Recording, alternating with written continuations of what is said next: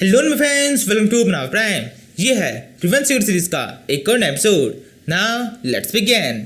Episode hidden देखते हैं एक बंदा जो कि नेबुला सेट से बिलोंग करता है, वो मिंग के ऊपर एक जोरदार मुक्का मार देता है और फिर सभी कल्टिवेटर के सामने मिंग से कहने लगता है, तुम मेरे मुक्के को सर्वाइव कर गए, ये मेरे लिए बहुत ही शर्म की बात है। इसी वजह से मैं इस टियानलुंग पिल के काबिल नहीं हूँ। इस पिल को तुम मेरे पास में रख सकते हो, मैं अब यहाँ से जा रहा हूँ। ये कर ये बंदा चला जाता है। सभी कल्टिवेटर्स ये सोचने लगते हैं कि मिंग के ऊपर उस कल्टिवेटर ने एहसान किया है। वो कल्टिवेटर चाहता तो मिंग को हरा सकता था। मिंग इस बारे में मिंग से बात करता है, तब मिंग उसे बताता है कि वो मुझे हरा नहीं सकता था। मैंने उसके ऊपर एक खतरनाक अटैक किया था जिससे उसकी पावर 50% कम हो गई थी। उसकी बॉडी के अंदर पॉइजन फैल गया था। उसने बस सभी कल्टिवेटर्स के सामने ये नाटक किया है ताकि किसी भी तरीके से उसका नाम खराब ना हो। ये सुनकर मिंग बहुत चौंक जाता है और काफी खुश भी होता है। वो कहने लगता है, मिंग बहुत अच्छे, तुम तो बहुत अमेजिंग हो। तुमने नेबुला सेक्ट के एक कल्टिवेटर को इतनी आसानी से अपनी हार मानने में मजबूर कर दिया। मिंग कहता है, ये नेबुला सेक्ट है क्या और ये किस सिविलाइजेशन से बिलोंग करता है? मिंग कहता है, ये किसी भी सिविलाइजेशन से बिलोंग नहीं करता, बल्कि इससे कवसे सिविलाइजेशन बिलोंग करती है। नेबुला सेक्ट एक सुपर सेक्ट है जिसने कई सारी सिविलाइजेशन को अपने कंट्रोल में कर रखा है। कई सारी सिविलाइजेशन के सबसे ताकतवर कल्टिवेटर इस सेक्ट से जुड़े हुए हैं और वो ही इस सेक्ट को इतना ताकतवर बनाते हैं। इनकी ताकत कन्फ्यूशियन सिविलाइजेशन से भी कहीं ज्यादा है और ऐसा सुनने में आया है इनकी पावर लगातार बढ़ती जा रही है। कुछ टाइम के अंदर ये और भी कई सिविलाइजेशन से कब ज्यादा आगे निकल जाएगा। ये सुनकर मिंग सोचा लगता है, जेनिक्स का मतलब नेबुला सेक्ट एक बहुत बड़ी चीज है। अगर इस तरह के सेक्ट को एक ओशन माने तो मार्शल आर्ट सिविलाइजेशन एक बूंद बराबर भी नहीं है। मिंग सोच रहा होता है। इतनी देर में मिंग का हाथ पूरी तरह से रिकवर हो जाता है। अब टाइम हो चुका है टियानलुंग पिल को वापस अपने कब्जे में लेने का। हाथ के रिकवर होने के साथ ही मिंग सर्कल ड्रेस कहने लगता है, मैं अब दोबारा से इस पिल को लेने के लिए जा रहा हूँ। अगर तुम में से किसी को भी कोई भी दिक्कत है तो अभी आगे आ जाए। वैसे ये बात मैं पहले भी कह चुका हूँ, लेकिन फिर भी दोबारा से रिपीट कर रहा हूँ, मेरे को इस पिल की बहुत जोर से जरूरत है। ये पिल तो हर हाल में मैं ही लेके जाऊंगा। अब या तो मैं इसको सीधे ले जाऊं या फिर तुम सबसे लड़के। इसलिए अभी ही तुम्हारे पास में मौका है। तुम में से किसी को भी ऑब्जेक्शन है तो वो आगे आ जाए।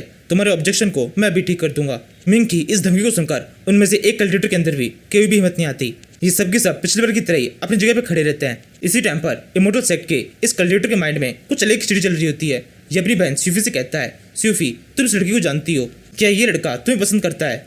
सूफी कहती है, नहीं ऐसा कुछ भी नहीं है, हम दोनों तो आज ही मिले थे। हम दोनों एक दूसरे को अच्छी तरह जानते भी नहीं है। मुझे नहीं लगता वो मुझे पसंद करता है। सूफी का भाई कहता है, इस टाइम पर हम एक तरह से एक वॉर के बीच में हैं। यहाँ पर जितने भी लोग हैं वो सब के सब एक दूसरे के दुश्मन है।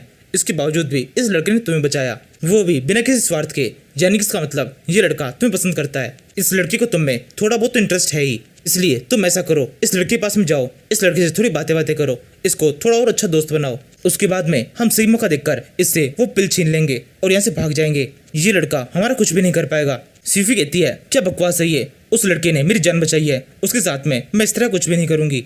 आपको भी ऐसा करने या फिर करवाने के बारे में बिल्कुल भी नहीं सोचना चाहिए। ये सब कुछ पूरी तरह से गलत है। सूफी का भाई कहता है, अच्छा ऐसी बात है, अब तुम देखो मैं क्या करता हूँ। इसके बाद में हम मिंग को देखते हैं। जितनी देर में सूफी और उसके भाई के बीच में ये सब बातें चलती है, उतनी देर में मिंग उस पिल को वापस नीचे लेके आ जाता है। अभी तक उसने उस फॉर्मेशन को नहीं हटाया है। फॉर्मेशन को हटाने की तैयारी में है। मिंग इस प्रोसेस को शुरू करता है कि तो पीछे की साइड से एक आवाज आती है, ए लड़के जल्दी से वो चीज मेरे हवाले कर दो वरना मैं इसे मार दूंगा। ये सुनकर मिंग पीछे की तरफ दिखता है। पीछे सूफी के भाई ने सूफी को पकड़ रखा है और उसकी गर्दन के ऊपर अपनी तलवार रखी हुई है। सूफी कहने लगती है, ये तुम क्या कर रहे हो, मुझे जाने दो। जिन हंसते हुए मिंग से कहने लगता है, जल्दी से वो पिल मेरे हवाले कर दो वरना मैं इसे मार दूंगा, और अगर तुम ऐसा कर देते हो तो इसमें तुम्हारा भी फायदा होगा। इस लड़की सूफी को मैं तुम्हारे हवाले कर दूंगा। सूफी कहती है, क्या बकवास कर रहे हो तुम? मिंग और मैं एक दूसरे को ज्यादा लंबे टाइम से नहीं जानते हैं। हम दोनों के बीच में बस थोड़ी जान पहचान है। केवल जान पहचान के लिए वो तुम्हें वो पिल नहीं देगा। वो पहले कह चुका है, उसके लिए वो पिल बहुत ज्यादा इंपॉर्टेंट है। तुम्हारे लिए अच्छा होगा तुम मुझे जल्दी से छोड़ दो। तुम जो कुछ भी कर रहे हो इसके लिए तुम्हें बहुत बड़ी सजा मिल सकती है। ये एक बहुत ज्यादा बेवकूफाना हरकत है। जिन कहता है, बेवकूफ मैं नहीं, बेवकूफ तुम हो। तुम्हें लगता है ये लड़का बिल्कुल भी तुम्हारी परवाह नहीं करता, लेकिन मैंने इस लड़के को देखा है। ये तुम्हारे लिए इस पिल को मुझे दे देगा, ऐसा मुझे लगता है। लेकिन यहाँ पर इसके भी चांसेस है जैसा तुम कह रही हो वैसा हो जाए, ये मुझे पिल ना दे और ये सब कुछ करके मैं कोई बेवकूफ़ी कर रहा हूँ। लेकिन फिर भी मुझे कम से कम इतना तो यकीन है, जब तक तुम मेरे साथ में हो ये मुझ पर अटैक नहीं करेगा। अब तुम मेरे लिए एक शील्ड की तरह हो। मैं इस मैदान में कूद चुका हूँ, अब पीछे नहीं हट सकता। अब यहाँ पर अगर मेरी जीत होती है तो मुझे वो पिल मिलेगी, और अगर हार होती है तो भी मेरा ज्यादा नुकसान नहीं है। ये सुनकर सूफी सोचने लगती है, मुझे बिल्कुल भी नहीं लगता मिंग मेरे लिए इसको वो पिल दे देगा। हम दोनों अभी तो मिले हैं। अगर मिंग इतनी सी मुलाकात के लिए ये सब कुछ करता है तो ये उसके लिए एक बहुत बड़ा नुकसान है। इसी टाइम पर मिंग सोचने लगता है, मुझे क्या करना चाहिए? क्या मुझे सूफी को बचाने के लिए इसे ये पिल दे देनी चाहिए? सबसे पहला काम मेरा ये होना चाहिए बिना पिल दिए ही या फिर सब कुछ ठीक कर सकूं। ये सोचते हुए मैंग को एक आइडिया देता है। मैंग एक अजीब तरह से हंसने लगता है जो कि एक सिग्नल है मैंग के लिए, जिसे मैंग समझ जाता है। फिर मैंग जिन से कहता है तुम बेकार में मुझे धमकी दे रहे हो, तुम तो मरने वाले हो, इसलिए तुम्हारी धमकियों से मैं बिल्कुल भी डरने वाला नहीं हूँ। जिन कहता है क्या बकवास कर रहे हो तुम, मैं यहाँ पर बिल्कुल ठीक हूँ, तुमसे इतना ज्यादा दूर मैं बिल्कुल सेफ हूँ। तभी मैंग कहता है हाँ मैंग तुम बिल्कुल ठीक कह रहे हो, इसका चेहरा तो हरा पड़ रहा है, क्या तुमने इसके ऊपर भी वही ट्रिक यूज की है। ये सुनते ही जिन बहुत भीतर डर जाता है। वो सोचने लगता है ये कब हुआ, इसने मेरी बॉडी के अंदर वो जहर कब इंजेक्ट किया, क्या ये लोग सच कह रहे हैं मेरी बॉडी सच में हरी हो गई है, बॉडी के अंदर जहर फैल रहा है। यही सोचते हुए जिनका ध्यान थोड़ा सा बढ़ जाता है। इसी टाइम पर सूफी को मौका मिलता है। वो जल्दी से जिनके हाथ पर एक जोर से अटैक कर देती है, जिसके साथ ही जिनके हाथ में से उसकी तलवार छूट जाती है। फिर सूफी उछल के मिंग के पास में जाती है। जिन कहने लगता है सूफी ये तुमने क्या किया, तुम तो मेरी बहन हो, तुमने मेरे साथ में इतनी बड़ी गद्दारी की, तुमने ये सब कुछ करके और मेरी बात ना मान के मुझे धोखा दिया है। मिंग कहने लगता है तुम कितने बड़े बेशरम हो, अपनी बहन के साथ में ये सब हरकत करने के बाद में उसी को दोष दे रहे हो। तुम्हारी ये हरकत बहुत ज्यादा घटिया थी। मैंने भी अपनी लाइफ के अंदर जितने भी घटिया लोग देखे हैं वो तुम्हारे जितने गिरे हुए नहीं है। उनमें से कोई भी कम से कम अपनी बहन के साथ में तो ऐसी हरकत नहीं करता।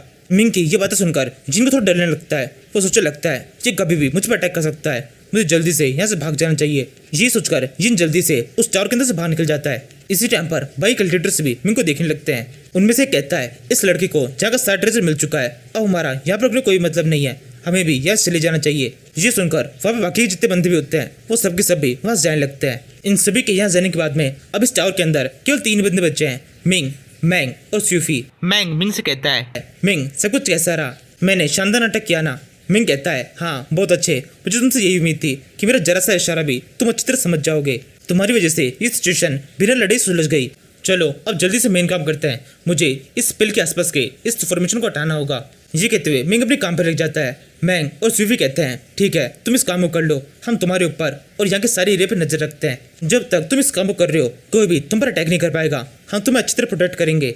मिंग कहता है हाँ तुम बिल्कुल ठीक कह रहे हो, ये काफी सही रहेगा।